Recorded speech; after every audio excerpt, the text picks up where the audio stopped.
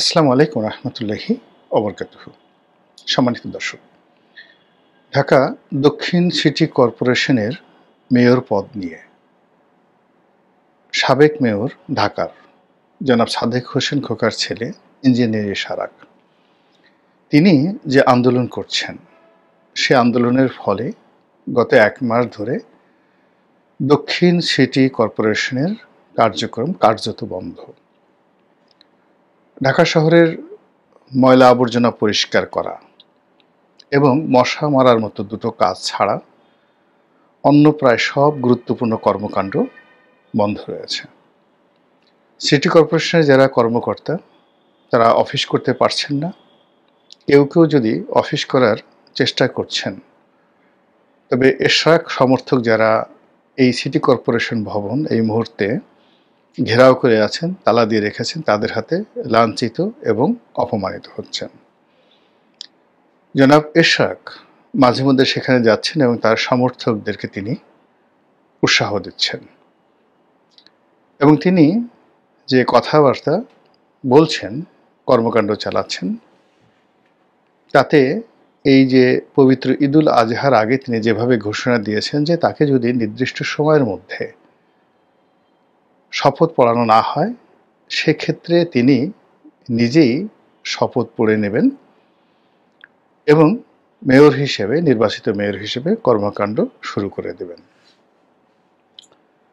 জনাব এশরাকের এই মেয়র পদ, তার সঙ্গে নিম্ন আদালতের রায়, উচ্চ আদালতের রায়, মন্ত্রণালয়ের সিদ্ধান্ত, আইন মন্ত্রণালয়ের মন্তব্য এবং সর্বোপরি নির্বাচন কমিশনের সিদ্ধান্ত, কর্মকাণ্ড, মনোভাব সব মিলিয়ে এরকম একটা জটিল অবস্থা তৈরি হয়েছে, যে অবস্থা সরকারের জন্য এবং এশরাকের জন্য এবং একই সঙ্গে বিএনপির জন্য ভীষণ রকম অস্বস্তিকর। এখান থেকে কেউ যদি পিছিয়ে যান, সেটা যেমন তার জন্য নাক কাটার মতো অবস্থা, আবার এখানে যদি কেউ বিজয়ী হন, তার জিদ, তার সিদ্ধান্ত যদি এখানে বলবৎ হয়, তাহলে প্রতিপক্ষের জন্য সেটি হবে আত্মহত্যার শামিল। এবং ঠিক এমন একটা অবস্থাতে এখন সরকারের সঙ্গে বিএনপির সম্পর্ক, ডক্টর মোহাম্মদ ইউনূসের সঙ্গে তারেক রহমান সাহেবের যে সম্পর্ক, সেই সম্পর্কটি নিয়ে নানা রকম প্রশ্ন উঠে পড়েছে। এখন জনাব এশরাক সাহেব, তিনি কি বিএনপির হাইকমান্ডের নির্দেশ নিয়ে এই কর্মকাণ্ড চালাচ্ছেন, নাকি নিজের ইচ্ছায় তিনি এই কর্মকাণ্ড চালাচ্ছেন? বিএনপি সমর্থিত পত্রপত্রিকা, বিএনপি সমর্থিত সাংবাদিক এবং আরও অনেক শুভানুধ্যায়ী, তারা ইতিমধ্যে এক্সট্রিম লেভেলে জনাব এশরাক সাহেবের সমালোচনা শুরু করেছেন। সকলের বক্তব্য যে এই ভদ্রলোকের জন্য পুরো দল বিপদে পড়তে যাচ্ছে এবং ওনার জন্য পুরো বিএনপির যে রাজনীতি মুখ থুবড়ে পড়বে। এই হলো যারা সমালোচনা করছেন। বিএনপির অভ্যন্তরীণ খবর যারা রাখেন বা জানেন, তারা অনেকে মনে করেন যে জনাব এশরাক জনাব তারেক জিয়ার খুব ঘনিষ্ঠজন। বলা হয়ে থাকে তিনি জিয়া পরিবারের একেবারে ঘরের মানুষ এবং এই মুহূর্তে পুরো বিএনপি রাজনীতিতে যদি জিয়া পরিবারের ঘরের মানুষ কাউকে বলা হয়, তাহলে সেটা এশরাক সাহেবকেই ধরে নেওয়া হয়। তিনি জনাব তারেক রহমানের স্নেহধন্য। এখন এই যে তিনি তারেক রহমান সাহেবের স্নেহধন্য, এর অর্থ যে তিনি যে কাজ কর্ম করছেন তার সঙ্গে জনাব তারেক রহমান সাহেবের একটা গ্রিন সিগন্যাল রয়েছে। এক, আবার তারেক রহমান সাহেব যদি না চান, তাহলে এখানে জনাব এশরাক 1 মিনিট আন্দোলন করতে পারেন না, এটাই সত্যতা। অন্যদিকে দলের কয়েকজন সিনিয়র নেতা আমি সামাজিক মাধ্যমে দেখেছি, তাই তাদের নাম বলিনি, পেপার পত্রিকা আসেনি। একজন খুবই জনপ্রিয় সাংবাদিক বিএনপিপন্থী সাংবাদিক, জনপ্রিয় সাংবাদিক। তিনি জনাব এরশাদ সাহেবের এই কর্মকাণ্ড নিয়ে বিরূপ মন্তব্য করে একটি ফেসবুকে স্ট্যাটাস দিয়েছেন এবং সেটা আবার আরেকটি জনপ্রিয় গণমাধ্যম সেখানে প্রকাশিত হয়েছে। তো এটা নিয়ে যখন ফেসবুকে নানা রকম মন্তব্য হচ্ছিল, তখন সেই সাংবাদিক বললেন যে বিএনপির অমুক শীর্ষ নেতা মন্তব্য করেছেন যে এই ঘটনার সঙ্গে বিএনপির কোনো রাজনৈতিক সংযোগ নেই, এটা দলীয় কোনো সিদ্ধান্ত নয়। এবং যে সিনিয়র নেতার কথা বলা হচ্ছে তিনি মূলত দলের মধ্যে বেগম জিয়াপন্থী। আর অন্যদিকে জনাব তারেক জিয়াপন্থী যে সকল তরুণ তুর্কি রয়েছে, নিঃসন্দেহে তাদের মধ্যে এরশাদ সাহেব শীর্ষতম। তো এরকম যখন একটি বিরূপ অবস্থা তৈরি হচ্ছে, তখন সবাই জনাব তারেক রহমান সাহেবের সঙ্গে জনাব ডক্টর মোহাম্মদ ইউনূসের যে লন্ডন বৈঠক, সেই বৈঠকের নেতিবাচক দিক নিয়েই আলোচনা করছে। আমি যখন এই বৈঠকটি শুরু হওয়ার সম্ভাবনা দেখা দিল, তখন আমার একটা ভিডিওতে বলেছিলাম যে এই বৈঠকের ফলাফল ইতিবাচক, এটার প্রথম প্রমাণ হবে যদি ডক্টর মোহাম্মদ ইউনূসের কার্যতালিকাতে এরশাদের বিষয়টি থাকে। সেক্ষেত্রে জনাব তারেক রহমান সাহেব দুটো জিনিস করবেন।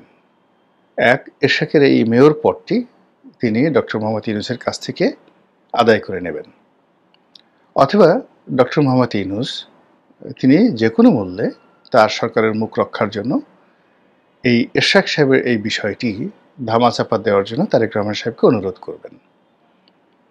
আমি আরও বলেছিলাম যে তারেক রহমান সাহেবের এই বৈঠকের পর বাংলাদেশে যদি ঈদের পর জনাব এরশাদ তার আন্দোলন চালিয়ে নেন, ধরে নিতে হবে যে জনাব তারেক রহমান এবং জনাব ডক্টর মোহাম্মদ ইউনূসের যে বৈঠক, সেই বৈঠকটি ভালো হয়নি। কিন্তু বৈঠক হওয়ার পর তো বিএনপির যারা লোকজন তারা ভীষণ রকম উচ্ছ্বসিত এবং তারা মনে করছে যে এটা তাদের একটা চন্দ্র বিজয়ের শামিল।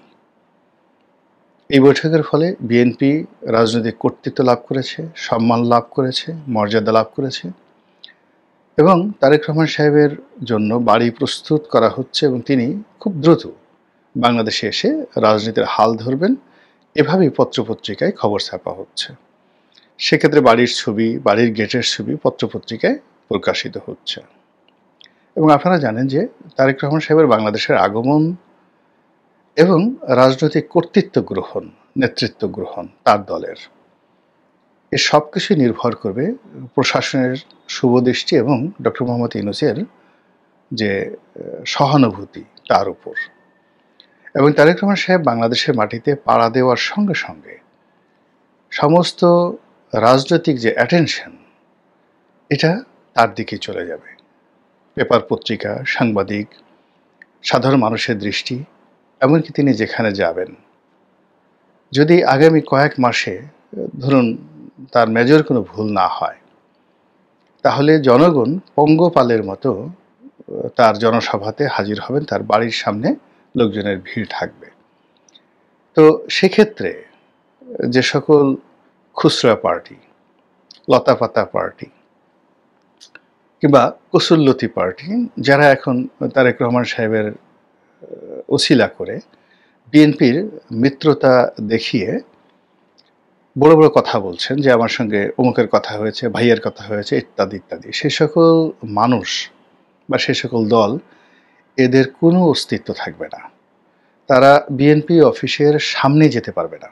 তারেক রহমান সাহেব যদি তাদেরকে ডাকেনও, তো তারেক রহমান সাহেবের অফিসের সামনে এত লোক থাকবে, সেই লোকের বাধা অতিক্রম করে লতা পাতা পার্টির কেউ সেই তারেক রহমান সাহেবের সঙ্গে দেখা করতে পারবে না। ফলে বিএনপির যারা মিত্র, সেই মিত্ররা নিষ্ক্রিয় হবেন অথবা বিএনপির যারা শত্রু তাদের সঙ্গে যোগ দিবেন।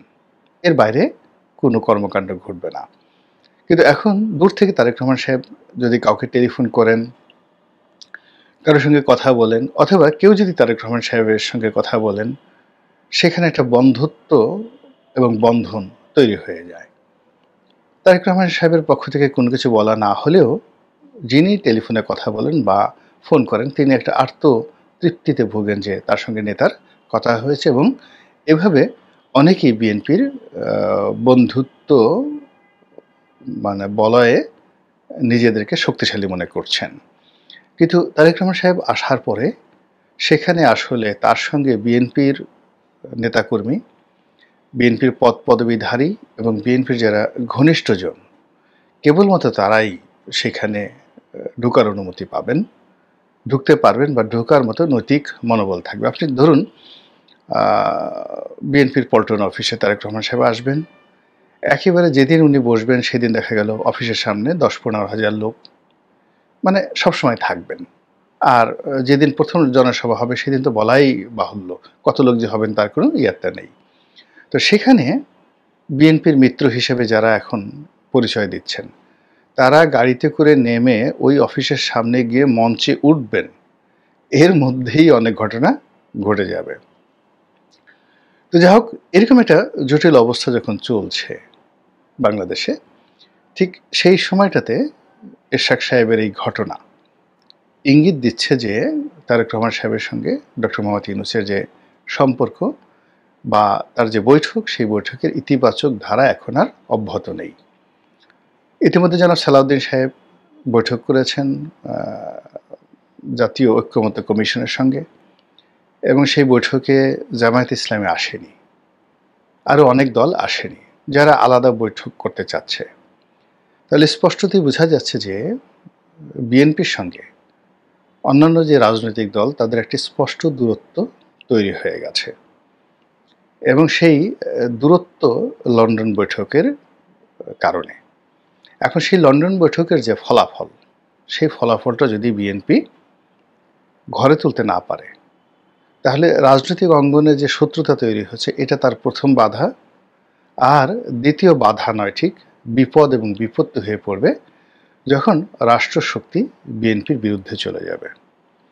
এবং এই পুরো ঘটনাটা, অর্থাৎ প্রথমে লন্ডন বৈঠক আর দ্বিতীয়ত জনাব এরশাদ সাহেবের এই বিষয়টি, এটি তখন বিএনপির জন্য বোঝা এবং গলার কাটা হয়ে দেখা দেবে। তো সেই অবস্থাতে আমি মনে করি যে বিষয়টি খুব দ্রুত নিষ্পত্তি হওয়া প্রয়োজন, সরকারের পক্ষ থেকে, ডক্টর মোহাম্মদ ইউনূসের পক্ষ থেকে এবং বিএনপির পক্ষ থেকে। যে কোনো একটা বিষয় নিয়ে রশি টানাটানি করলে, বেশি চিপলে, লেবু বেশি চিপলে তিতা হয়ে যায়, রশি টানাটানি করলে ছিঁড়ে যায়। বন্ধন একই অবস্থা, বন্ধুত্বের জন্য স্যাক্রিফাইস করতে হয়। তো এখানে জনাব এরশাদ সাহেবের সমস্যাটাও সরকারকে বুঝতে হবে, আবার সরকারের সমস্যাটাও এরশাদ সাহেব বুঝতে হবে। এবং সেক্ষেত্রে আমি মনে করি ডক্টর মোহাম্মদ ইউনূস যদি সরাসরি এরশাদের সাথে বৈঠক করেন, তার সম্মান বাড়বে বই কমবে না। তিনি তরুণ প্রজন্মের একজন নেতা, জনপ্রিয়, তার অনেক কর্মী আছেন, সমর্থক আছেন ঢাকা শহরে। তিনি ঢাকা শহরের দক্ষিণাংশে যথেষ্ট লোকবলের অধিকারী, যেটিকে বলা হয় ক্যাডার ভিত্তিক রাজনীতি। বিএনপি রাজনীতিতে এই মুহূর্তে ক্যাডার ভিত্তিক রাজনীতির ক্ষেত্রে তাকে চ্যালেঞ্জ জানানোর মতো কোনো শক্তি নেই। একটা সময় তার বাবার সঙ্গে মির্জা আব্বাসের ক্যাডার ভিত্তিক রাজনীতিতে প্রতিযোগিতা ছিল। তো সেখানে সাদেক হোসেন খোকা সাহেবের বেশি লোক না মির্জা আব্বাস সাহেবের বেশি লোক, এটি নিয়ে বিতর্ক হতো। কিন্তু এখন মির্জা আব্বাস সাহেব যেহেতু বয়স হয়ে গেছেন, তার সন্তানেরা ঠিক ওইরকম এরশাদের মতো রাজনীতিতে এগিয়ে আসেনি। তো সেই ক্ষেত্রে সেই দক্ষিণ সিটি কর্পোরেশনের যে সকল ফ্যাক্টরগুলো রয়েছে রাজনীতির, বিএনপি রাজনীতির, মাসেলম্যান রাজনীতির, এই পুরোটাই এখন জনাব এরশাদের হাতে। তো সেই এরশাদকে ইচ্ছা করলে বিএনপি মাইনাস করতে পারবে না, এটা ডক্টর মোহাম্মদ ইউনূসকে বুঝতে হবে। আবার ডক্টর মোহাম্মদ ইউনূসের যে রাজনৈতিক অভিলাষ, কিংবা তিনি যেভাবে দল গঠন করতে চাচ্ছেন, তার এনসিপিকে তিনি যেভাবে পুনর্বাসিত করতে চাচ্ছেন, সেখানে এরশাদ সাহেবের মতো লোকের হাতে যদি দক্ষিণ সিটি কর্পোরেশনের নেতৃত্ব চলে আসে, তাহলে খুব অল্প দিনের মধ্যে উত্তর সিটি কর্পোরেশনের নেতৃত্বটাও বিএনপির হাতে চলে আসবে। এবং সেক্ষেত্রে পুরো ঢাকা শহরের ওয়ার্ড ভিত্তিক বিএনপির যে ক্ষমতা, দাপট, এটাকে চ্যালেঞ্জ দেওয়ার মতো কেউ থাকবে না, চ্যালেঞ্জ করার মতো কোনো শক্তি থাকবে না, যা কিনা এনসিপি রাজনীতি বা ডক্টর মোহাম্মদ ইউনূসের রাজনীতি রীতিমতো একেবারে গোল্লা বানিয়ে ফেলবে, শূন্য বানিয়ে ফেলবে। এই বিষয়টাও বিএনপিকে ছাড় দিতে হবে এবং বুঝতে হবে। যদি বৃহত্তর অর্থে জাতীয় নির্বাচন তাকে আদায় করতে হয়। এখন জাতীয় নির্বাচন ভার্সেস ২ সিটি কর্পোরেশন। জাতীয় নির্বাচন ভার্সেস ঢাকা শহরের পাড়া মহল্লায় মাস্তানি, চাঁদাবাজি থেকে শুরু করে স্থানীয় রাজনীতির উপর কর্তৃত্ব স্থাপন। কোনটা করবে, কে কোনটা ছাড় দিবে তার উপর নির্ভর করছে আগামী রাজনীতির শান্তি এবং সমৃদ্ধি। আল্লাহ আমাদের সবাইকে হেদায়েত দান করুন এবং হেফাজত